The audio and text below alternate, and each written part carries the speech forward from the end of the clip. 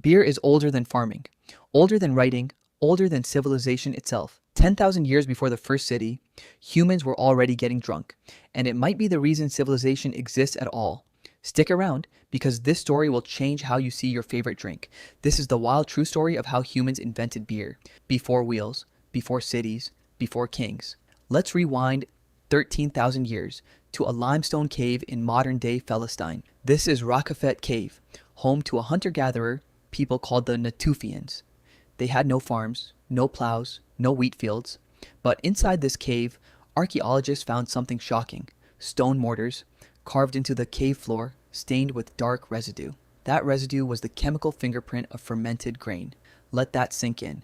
Beer existed before bread, before humans even planted a single seed on purpose.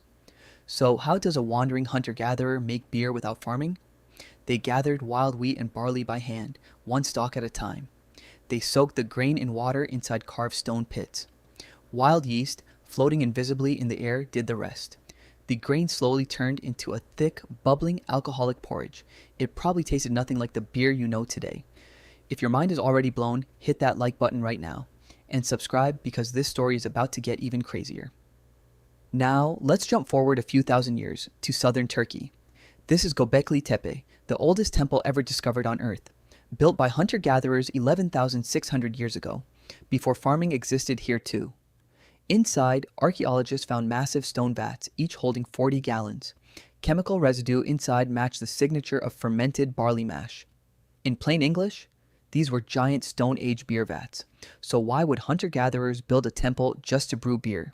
Some archaeologists think the answer flips history upside down. It's called the beer before bread hypothesis. The theory: humans didn't farm to get bread. They farmed to get beer. Building a monument like Göbekli Tepe took hundreds of workers. You can't pay hunter-gatherers in money, but you can pay them in beer. Beer was the reward, the fuel for the first mega projects in history.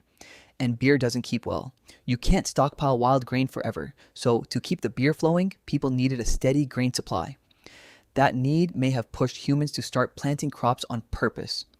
In other words, the desire for beer may have sparked farming itself, and farming is the exact thing that led to villages, cities, and civilization. So this drink didn't just entertain ancient people, it may have built our world. Beer was also safer to drink than raw water in many ancient settlements. The fermentation process killed off harmful bacteria hiding in dirty water. It was also packed with calories and nutrients in a world of constant food scarcity. Beer brought strangers together. It fueled celebrations, funerals, and rituals. Sharing a drink built trust between different hunter-gatherer bands. Some researchers even argue beer helped humans cooperate in larger groups. Bigger groups meant bigger projects. Bigger projects meant the first societies. So next time you crack open a cold one, think about this. You're holding a drink older than the pyramids, older than the wheel. A drink that hunter-gatherers may have valued more than bread itself. Beer didn't just come from civilization. Civilization may have come from beer. If this blew your mind, smash that like button right now. Subscribe for more wild true stories from deep in human history. Drop a comment. Would you drink 13,000-year-old Stone Age beer? Let me know.